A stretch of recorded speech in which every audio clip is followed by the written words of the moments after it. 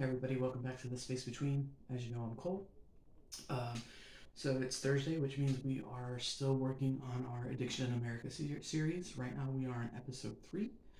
Episode 3 is titled The Spiral, and we're just going to go ahead and get right into it, okay? The first time is always unassuming. It's a choice, a moment you can point to, a moment where you still believe that you're in control. Nobody takes that first step thinking, I hope that this ruins my life. But addiction doesn't happen in that first moment, it happens in everything after it. In the space between the first time and the moment you look in the mirror and don't recognize the person staring back at you. It's the tiny compromises, the quiet rationalizations, the just this once that becomes the just to get through today, or I'll stop when things get a little easier. It's the way the world narrows around the thing that you swore you could walk away from. That slow tightening, that's the spiral. Tonight we're going to talk about it. Not to shame it, not to sensationalize it, but to understand it deeply enough that someone listening might feel the moment before the spiral finishes its turn and choose something different. There's a moment, quiet, almost invisible, when the spiral begins. It doesn't announce itself, it doesn't come with flashing lights and warnings. It starts with a thought that feels harmless. I deserve this. Or maybe I've had a hard day. It's the kind of thought that feels like self care until it isn't. You tell yourself you're fine. You tell yourself you can stop whenever you want. And maybe, for a while, you can. But the spiral isn't about the act, it's about the repetition. The way comfort becomes the goal, the way relief becomes routine, the way the thing that once felt optional starts to feel necessary. Addiction doesn't knock down the door, it sees it cracked and slowly steps inside. Through stress, through loneliness, through the need to feel something when everything else feels numb. It's not just about substances, it's about escape. And escape, once you experience it, is hard to forget. Start making deals with yourself. Little bargains that sound reasonable in a moment. Just tonight. Just until things calm down. Just until I get through the week. But weeks then become months, and months then become years. And the spiral, it keeps turning tighter and tighter. The tragedy isn't that people fall, it's that they fall so slowly that they don't notice until one day they look up and realize the world has shrunk to the size of their habit. Their friendships fade, their dreams fade, and all that's left is the thing they swore that they could control. It starts with logic, not chaos, but logic, the kind that sounds reasonable when you say it out loud. I'm not hurting anyone. I can stop whenever I want. I deserve this one thing. That's the loop, the rationalization that keeps the spiral turning. It's not denial, it's negotiation. You bargain with yourself, with your conscience, with the time of your life. You trade tomorrow's peace for tonight's relief.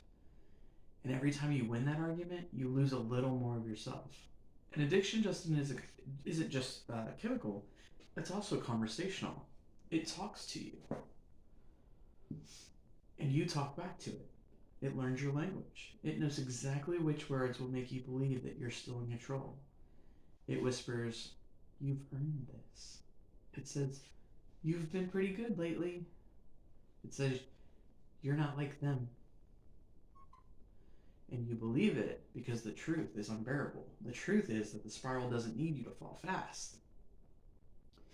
It just needs you to keep engaging one moment, one choice at a time. To keep explaining it away, to keep defending the thing that's quietly dismantling your life. You start building stories around it. You call it stress relief, coping, survival. And maybe for a while, it is. But survival isn't the same as living, and coping isn't the same as healing. That loop is seductive because it feels like control. It feels like your choice. But choice without awareness isn't freedom. It's repetition disguised as control. The mind convincing itself it's steering, while actually the pattern's the one driving the car. This is the part of the spiral that feels the most normal, the part where you still show up to work, You're still laughing with your friends. You still post pictures that look fine. But underneath, that loop is running. It's tightening and tightening, quietly, efficiently, endlessly. And the longer it runs, the harder it becomes to hear anything else. The voice of reason fades. The voice of love fades. Until all that's left is a whisper that says, one more time. The spiral doesn't announce the fall, it just keeps turning until gravity takes over. There's a moment when the spiral stops pretending to be harmless, when the thing that once felt like comfort starts to feel like oxygen. You don't chase the high anymore, you chase the absence of pain. And that's when the collapse begins. It doesn't look dramatic at first. It looks like missed calls, unopened messages, slowly not trusting yourself or the people around you. You start lying, not because you want to, but because the truth feels impossible to explain. You start hiding, not because you're ashamed, but because exposure feels fatal. Addiction rewrites the map of your life. The places you used to go to start to disappear. The people who used to know you start to fade. And the world shrinks until it fits inside a bottle, a pill, a needle, a screen. Whatever your spiral choice is, that's in the center.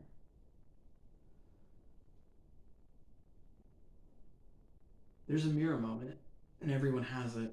Every single spiral has one. It's the instant you catch your own reflection and realize you don't recognize the person staring back. The eyes look familiar, but the light behind them is gone. You see the exhaustion, the fear, the quiet resignation that this is just how your life is. And for a split second, you remember who you used to be, who you still want to be. And that memory hurts more than the withdrawal. The collapse just isn't physical, it's relational. It's the moment when love turns into worry and worry turns into distance.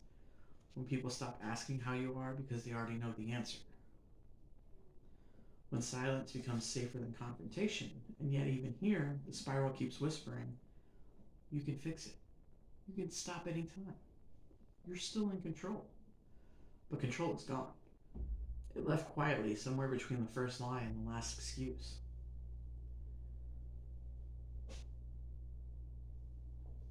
This is the bottom. It's not a catastrophic crash that everyone sees coming, but it's the quiet one.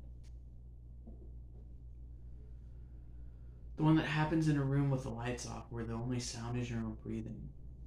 The one where you realize the spiral doesn't end on its own. It ends when you decide to stop turning. We talk about addiction like it's personal, a flaw, a weakness, a bad decision, but the truth is the spiral doesn't end at the individual.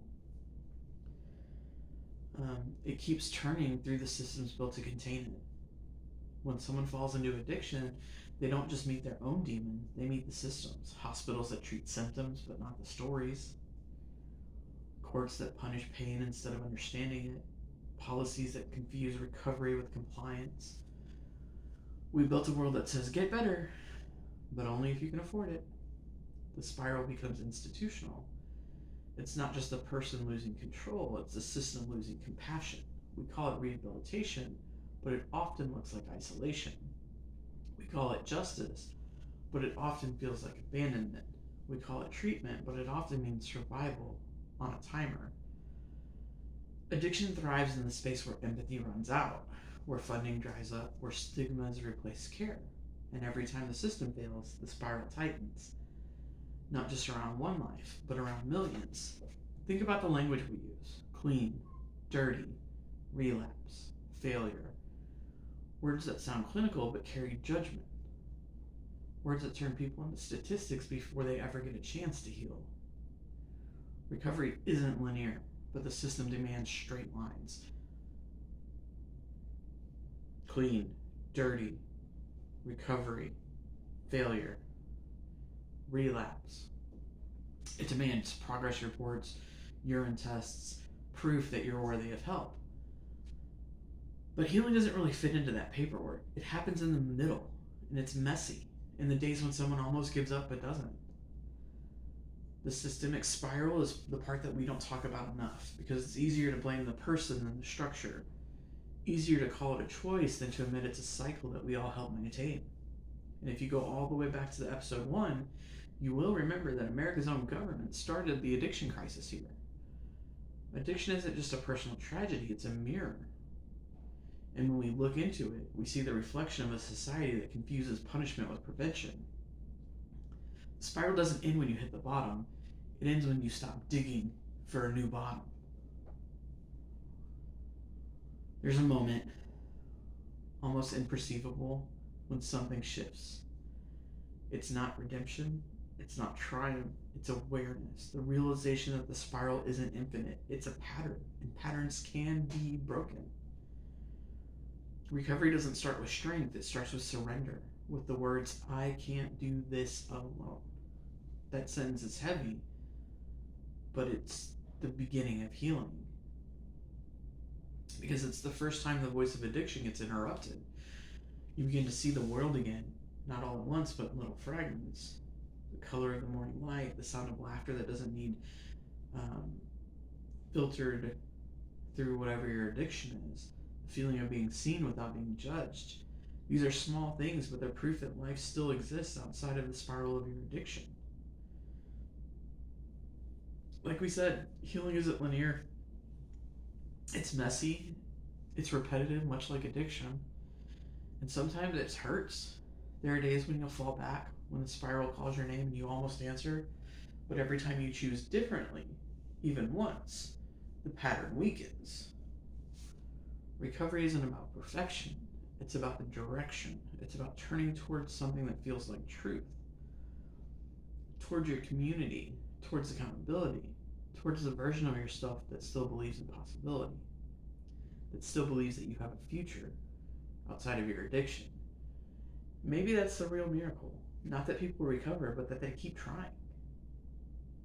That they keep choosing life even when it hurts. That they keep believing the spiral can be undone. If you're listening tonight and you feel the spiral tightening, remember, it doesn't end when you hit the bottom. It ends when you stop digging. When you reach out. When you speak the truth out loud. When you decide that the story isn't over yet and you don't want this to be your story anymore. The spiral is never just about the substance or the vice or whatever you want to call it. It's about the silence that follows it, the distance it creates, the way it teaches you to disappear from your own life.